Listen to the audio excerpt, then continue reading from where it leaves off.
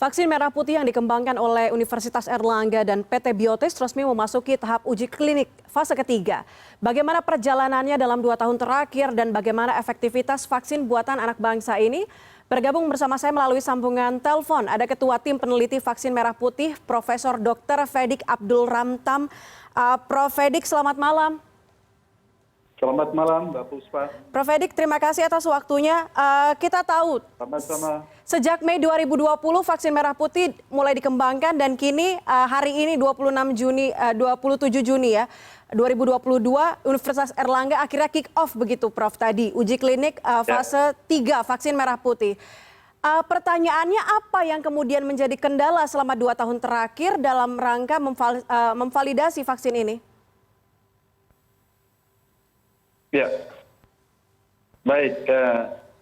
Dalam pembuatan vaksin ini kita eksplorasi sejak Mei 2020 dan sekarang masuk mulai fase ke uji klinik fase 3 yang alhamdulillah tadi pagi sudah diresmikan atau disahkan oleh Ibu Kepala Badan POM RI, Ibu Dr. Penny Lukito, telah mengesahkan bahwa hari ini kita sudah masuki uji klinik fase 3. Nah, beberapa hal tentu dalam hambatan ini memang banyak hal yang harus kita ikuti, terutama juga memang kita memerlukan berbagai hal seperti volunteer juga masalah besar sebenarnya bagi kami sehingga kita juga menunggu. Namun demikian sebenarnya juga dalam pemeriksaan laboratorium ini sangat terbatas di Indonesia, oleh karena itu kita juga mengembangkan optimasi validasi sendiri dalam berbagai uji laboratorium ini. Tidak hanya 1-2 uji laboratorium tetapi puluhan uji laboratorium yang harus kita lakukan. Oleh karena itu Mbak Puspa, bahwa klinik fase 3 ini setelah kita uji klinik fase 1 kemudian uji klinik fase 2, hasilnya ini bisa digunakan sebagai dasar untuk uji klinik fase 3. Ini kita memerlukan volunteer kurang lebih 4.005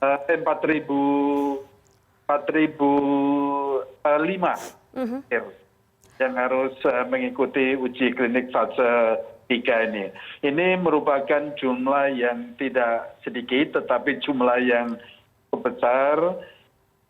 Tentu pada kick off hari ini harapan kami akan mengalir peserta itu untuk daftar sehingga kita bisa memenuhi secepat mungkin uji klinik fase 3 ini sehingga merah putih ini bisa digunakan secepatnya. So, akan kami ajukan ke Badan POM RI untuk mendapatkan EUA, jadi Emergency Use Authority. Baik, Prof. Fedik, apa saja kemudian yang dilakukan dalam uji klinik fase ketiga ini? Apakah 4.000 orang itu akan langsung mendapatkan dosisnya atau secara bertahap atau seperti apa prosesnya, Prof?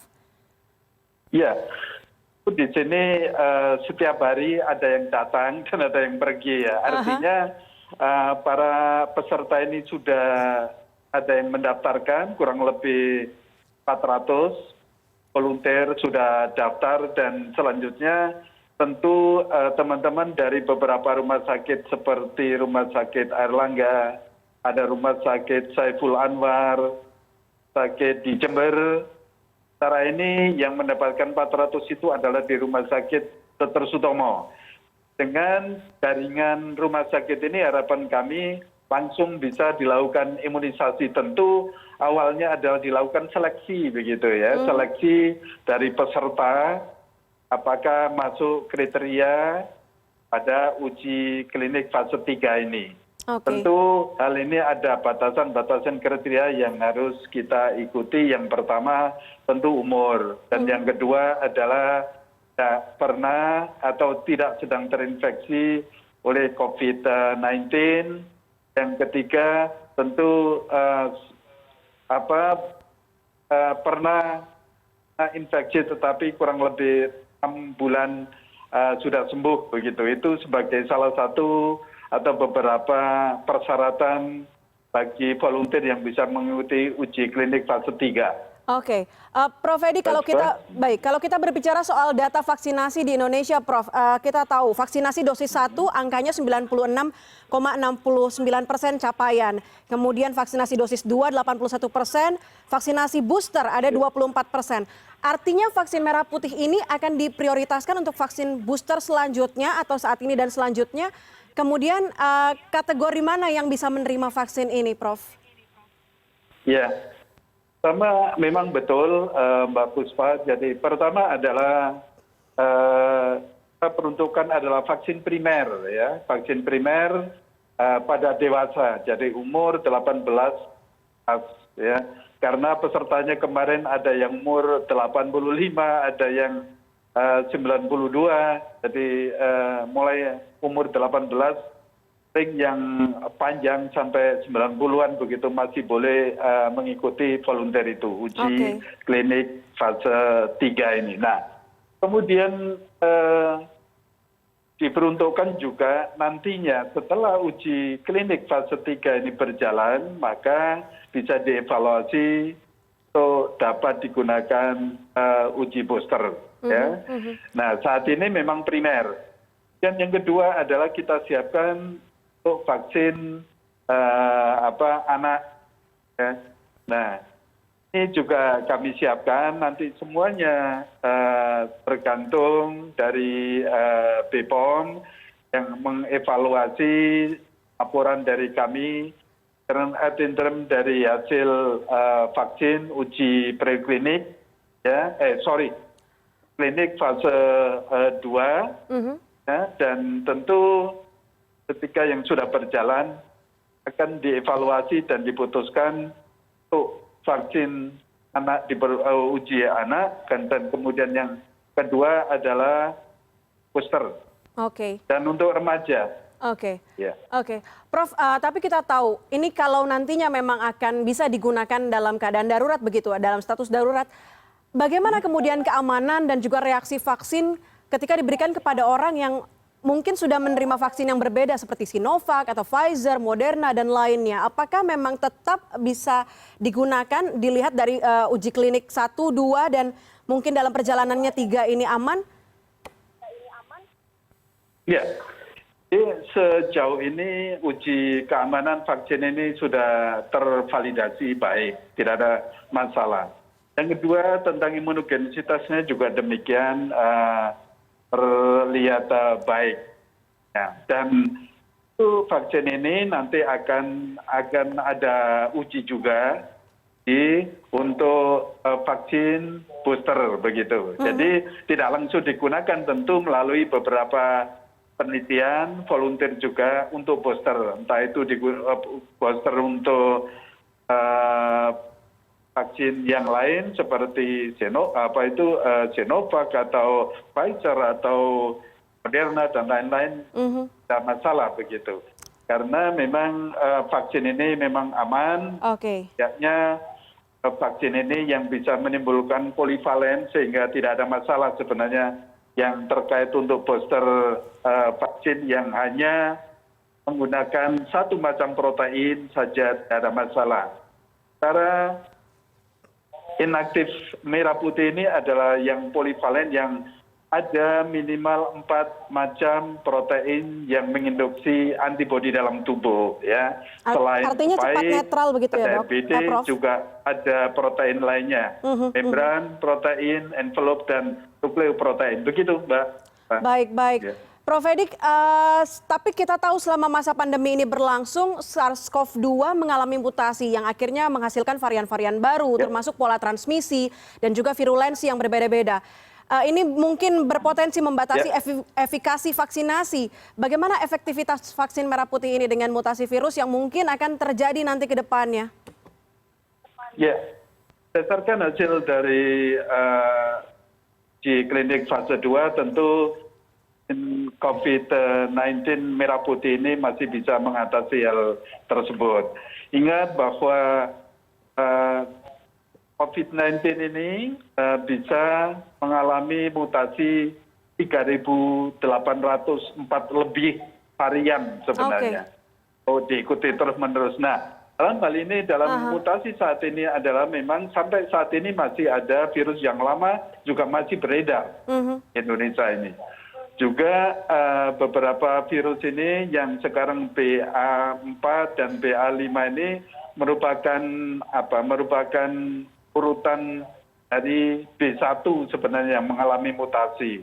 Jadi varian-varian ini naik turun begitu sesuai dengan varian yang terbentuk sebelumnya. Kalau secara phylogenetic analysis memang ketika varian yang B1 naik, maka dari Wuhan turun, kemudian Delta B1 turun, Delta naik, kemudian Delta turun, ada varian B1A, 1, 2, ada B3 dan seterusnya, turun maka naik B4. Nah, inilah sebenarnya suatu variasi varian dari coronavirus ini memang banyak sekali. Saya bilang kemungkinan bisa mencapai 3.804 varian kemungkinan.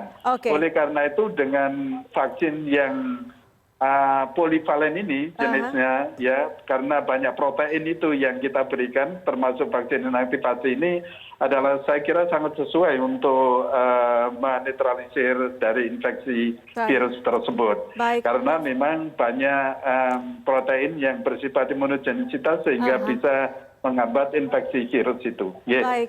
Prof. Edik, begitu Mbak Puspa, ya. Baik, Prof. Edik singkat saja karena waktu kita terbatas. Tadi melihat bagaimana efektivitas dari vaksin merah putih yang nantinya mungkin akan diberikan lampu hijau begitu emergency use authorization oleh BPOM.